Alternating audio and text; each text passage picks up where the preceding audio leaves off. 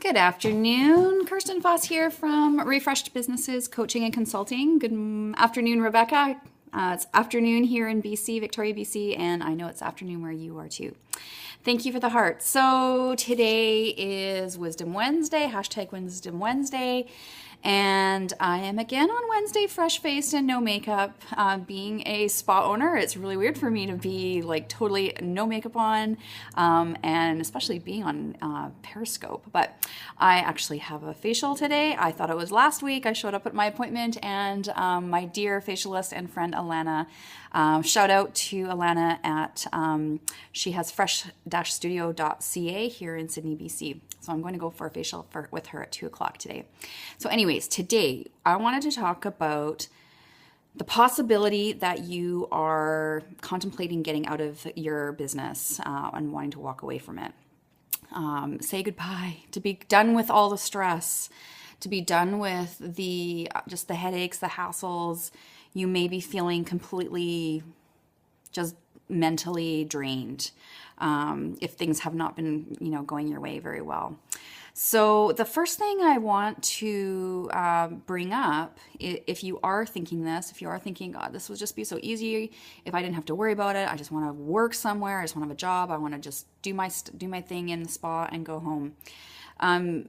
So if you're thinking this might be a path that you want to go on, that's okay. There's nothing wrong with making these decisions and not sticking it out and kind of thrashing your way through it. But I want you to make sure that you're making these decisions with clarity and not just being reactive and getting upset and feeling like, your emotional tank is just completely empty and you've got nothing left to give. And then we often, when we're in that place, we don't actually make the best decisions. So the first thing I want to point out about this is to be very clear about why you want out. Why exactly do you want out? And, the really easy way to do this is just to make a list. I love just writing stuff out because it makes it much more clear for me. So make a list, make it columns. What's working with your business? Because there's some things that probably are working, even if it's that you're building really great relationships with people, maybe what's not, and then you have another column about what's not working. What's not working is probably the money, right? The profits aren't coming in, or just basic revenues aren't coming in. You might not be being able to pull a paycheck. You might be struggling to pay payroll, to pay your vendors, all that kind of stuff. So make a list, what's working and what's not in your business, because I guarantee you there's some really good things that are working in your business. It's just that you're so mentally drained that it's not easy for that to come up first thing. The next thing you need to do is really make a decision. I think most of our suffering when we are in that kind of mental place, I don't know what to do, I'm unhappy. The moment you make a decision, the suffering ends. That emotional turmoil ends. It doesn't mean that there's not a lot of work to do. It just means that that suffering can stop because you've made a decision. So say your decision is that you want to sell your business. Now, what you need to do is figure out, okay, what do I need to do to make my business financially, viable so that somebody wants to buy my business? And the interesting thing about answering that question is that what will make your business viable, profitable, attractive to a prospective spa owner is going to be the same process that it takes for you to get yourself and your business running smoothly, making revenues, making profits. So the interesting thing that happens once you've made this, if you've made the decision, say I want to sell it, that's my decision. Then the next part is working on your business to get it to be a profitable business so you can sell it. And so the interesting thing about that is that as you go through the process of building your business, basically rebuilding it, because whatever is not working needs to be changed. But through this process of fixing it to sell, you might actually find you don't want to sell it because it's working for you. Now it's providing you with an income, a healthy income. Now you're not stressing out about having to make payroll. Now you're enjoying your team. Now you feel like a stronger leader. Okay, but in my instance, I wanted to sell my why. The reason why I wanted to sell my business, the reason why I wanted out of my business, because I had a little baby at home and I wanted to be with him. So as I grew my business, as I understood my business better, as I, did my cash flow projections, as I made goals for myself, and my team individually, as I created a beefed up policy and procedure manual, as I created my customer service scripts, my business became more profitable. It became easier to run. But for me, my end game was always the same: is I wanted out to be able to be home with my little one even more. So the second point is basically make a decision. What are you going to do? Now, if you decide to, there's two ways. If you're like, decide I'm out, I want out of my business, and there's two things you can do. You can either grow your business so you can sell it, or you can walk away from your business, and maybe you have a lot of debt. Maybe you're in a real big financial jam and it just feels too big for you to do anything.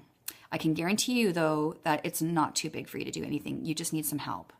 I wasn't able to get my business to the place where I could sell it without help. I got help.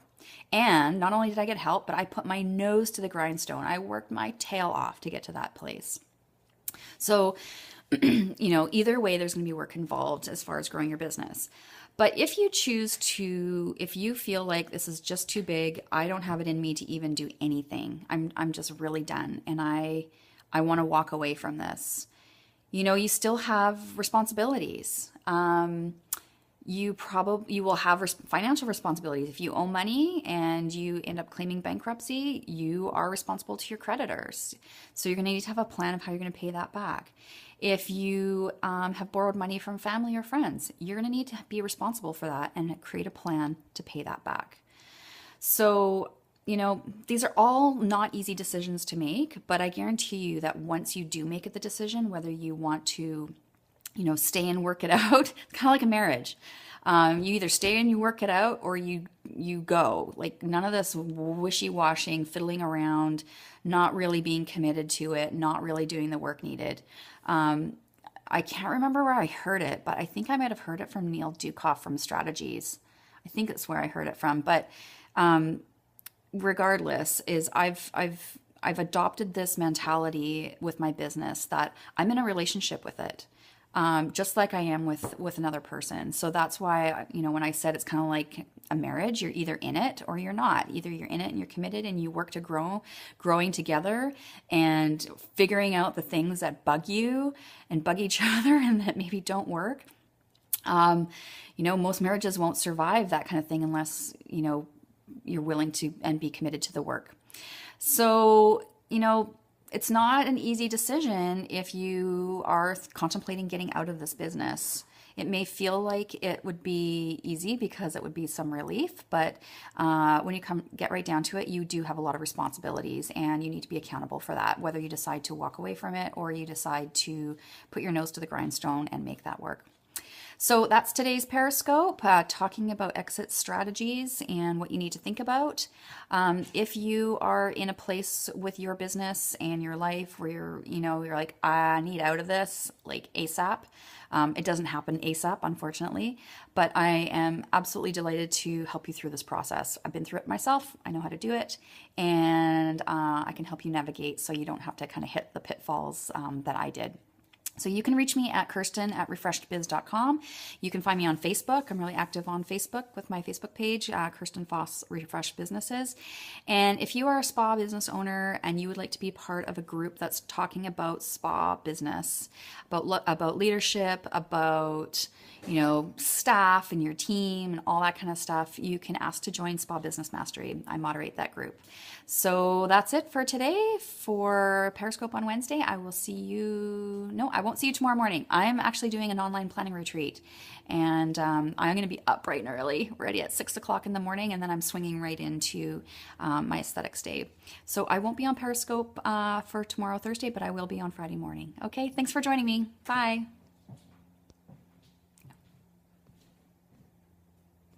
Hold on a second.